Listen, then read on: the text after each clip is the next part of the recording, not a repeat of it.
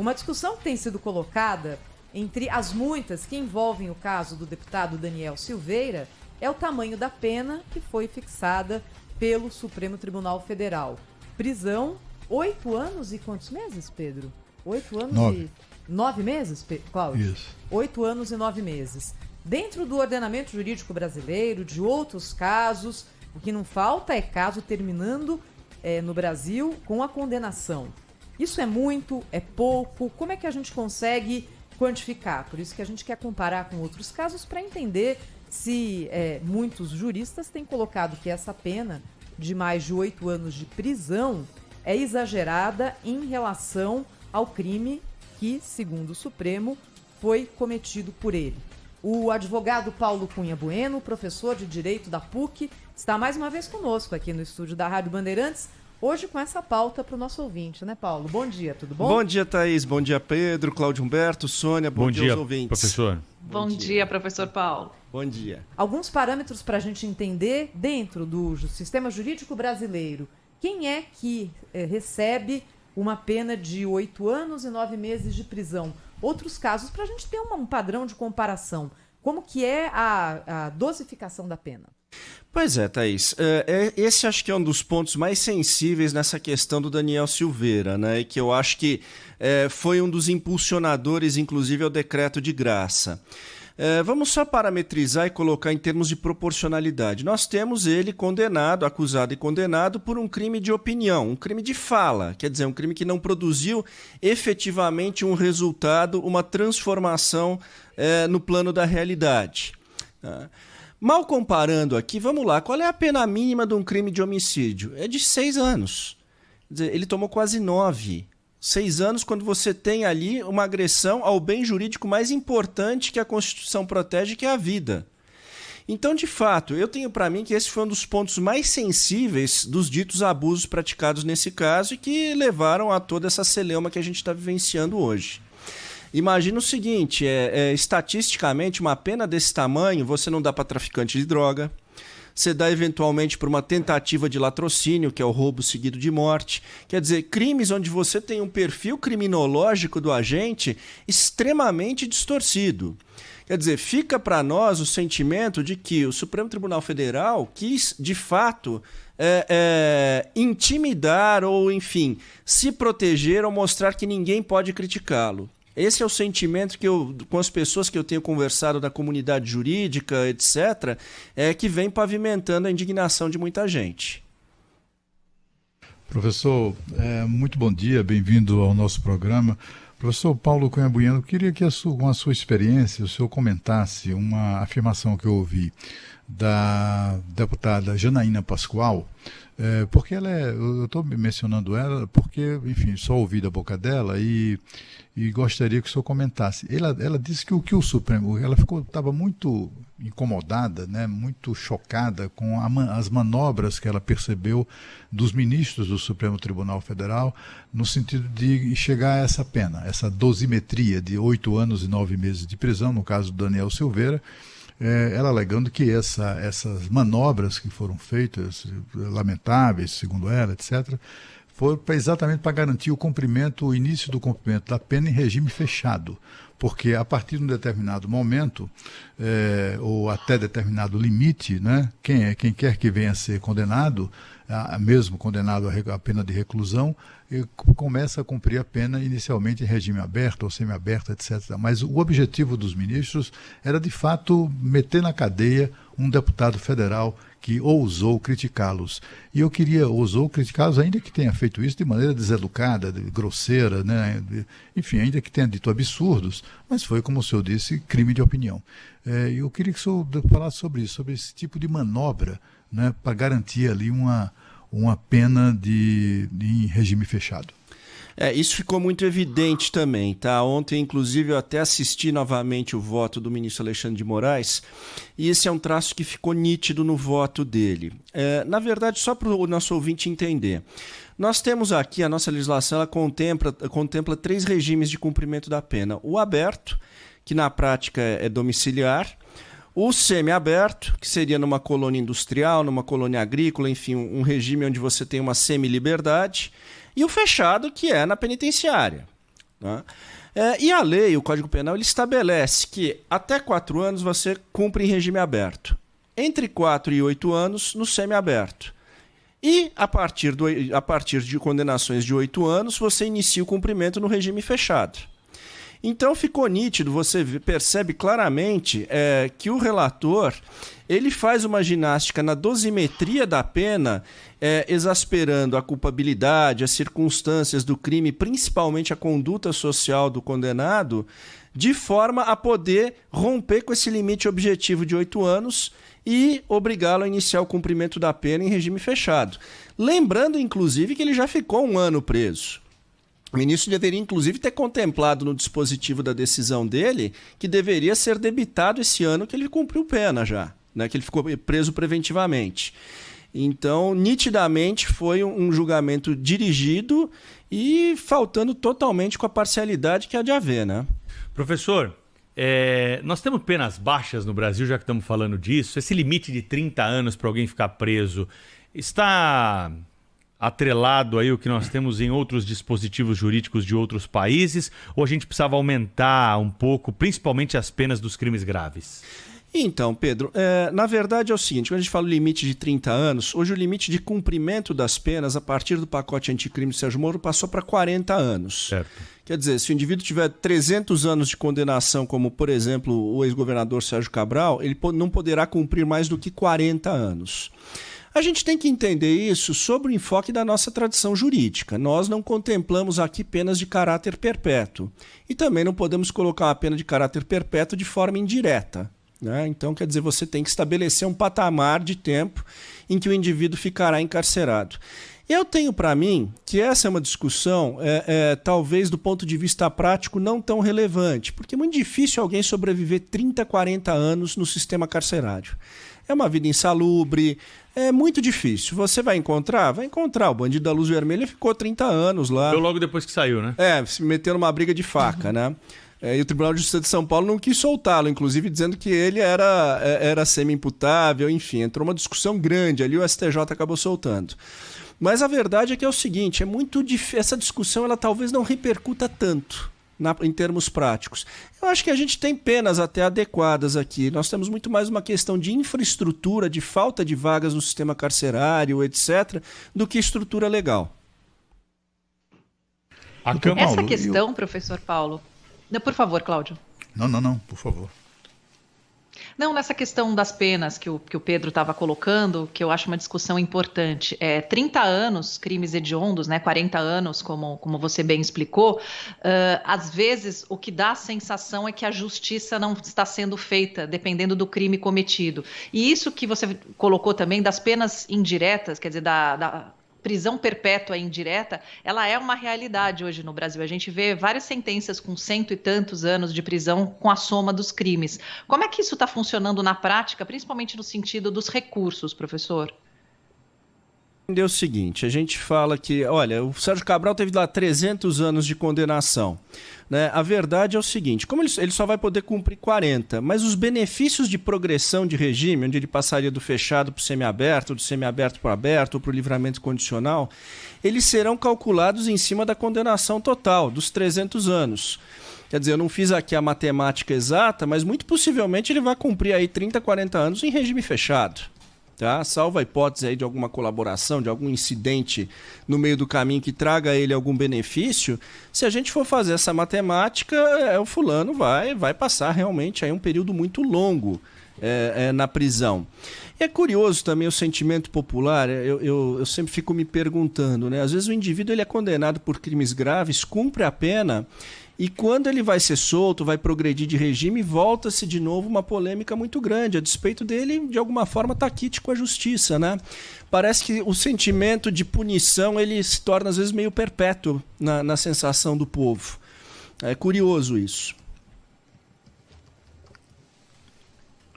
Agora, eu queria uma apreciação, se o senhor pudesse, doutor Paulo, sobre, novamente, o Supremo Tribunal Federal, né? Eu andei vendo esses dias uma lista de decisões do Supremo Tribunal, uma lista imensa, assim, né, de uns 50 casos, né, de ladrões notórios que foram liberados pelo Supremo, de decisões do Supremo que não apenas colocaram ladrões fora da cadeia, como até viabilizaram suas candidaturas, recuperaram o seu caráter, enfim, recuperaram a elegibilidade de alguns ladrões de dinheiro público, estou me referindo. O mesmo Supremo Tribunal Federal liberou figuras como o André do Rap, né? Que saindo pela porta da frente da cadeia vazou até hoje, né? Uma corte que se comporta dessa maneira não corrói a sua própria credibilidade, doutor Paulo? O que é que o senhor acha disso? Eu acho que é a grande crise que a gente está vivendo, e o Supremo nunca havia passado isso na história.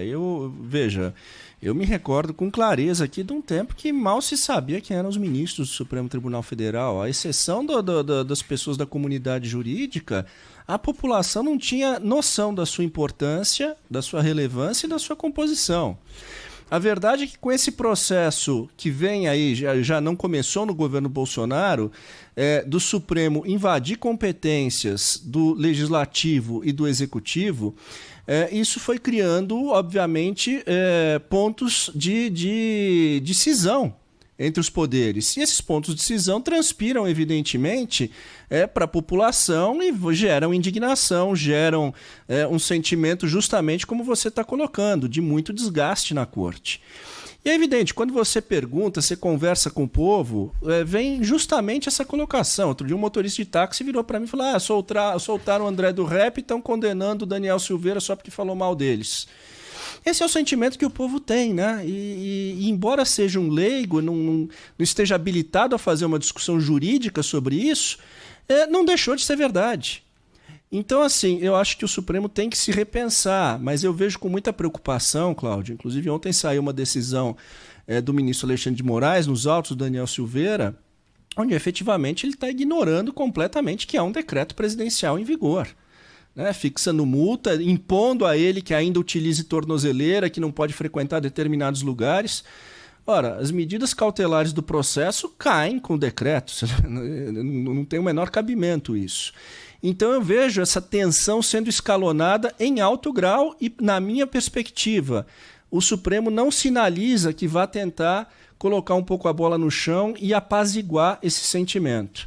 Lamentavelmente, é uma corte que está muito distante do sentimento que o povo construiu sobre ela hoje. Professor Paulo Cunha Bueno, a nossa discussão aqui nesse quadro com o senhor hoje é basicamente sobre o direito que o Estado tem de punir as pessoas e se esse direito, que é exercido legitimamente pelo Estado, está sendo ou não feito de forma a atender aquilo que a sociedade espera. Eu estou colocando isso, primeiro porque muitos ouvintes estão dizendo, às vezes ficam ali agitados quando a gente toca no caso Daniel Silveira, e uma coisa é discutir o caso Daniel Silveira do ponto de vista jurídico, entendendo o que aconteceu e o fato dele ter, de fato, sido condenado a quase 9 anos de prisão por um crime de fala, e ele é um deputado federal. A outra coisa é concordar ou não com as coisas que ele diz, e aí eu acho que não há ser humano que tenha um mínimo de razoabilidade no seu raciocínio que entenda que ele agiu de forma correta.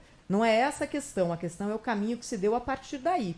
E aí, aproveitando isso, o caminho que se deu a partir do começo, tem um outro caso que não tem nada a ver com esse, professor, mas que está chamando demais a atenção também, que é o caso daquele menino que foi vítima de latrocínio por um falso entregador. O Renan, que estava andando na rua com a namorada e que foi abordado pelo ladrão e simplesmente atirou nele, ali no momento de desentendimento. É uma imagem chocante, uma grande tristeza. Quem é pai, mãe, fica imaginando, gente, se acontece isso com meu filho, como que a gente se protege disso? E hoje aqui o jornalista Josmar Josino publicou no site UOL, nosso parceiro aqui na Band, uma longa ficha criminal desse criminoso, o Axel. Ele tinha 10 passagens pela polícia, como o Pedro já citou aqui na Rádio Bandeirantes. Ele, com 13 anos, foi abordado e foi ali... Qual é o termo para menor de idade? Apreendido por furto de moto.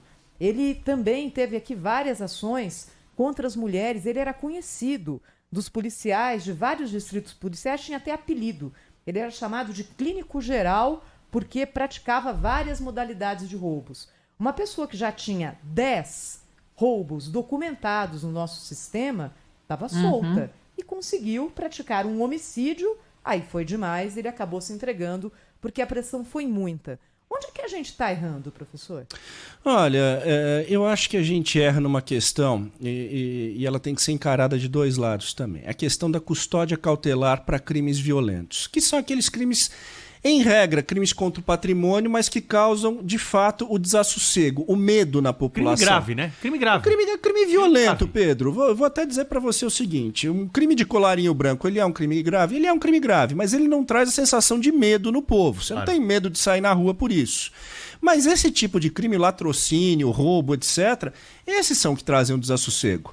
E acho que o grande equívoco, aí obviamente eu não conheço o detalhe do prontuário desse rapaz, mas evidentemente é grave, é que é o seguinte, ele já deveria estar custodiado cautelarmente, ainda que cautelarmente, por outros episódios. Uma coisa é você pegar um indivíduo que cometeu ali um furto, é a primeira vez que comete, não vou colocar ele no sistema carcerário que pode deixar ele pior ainda, e é um sistema que já está superlotado.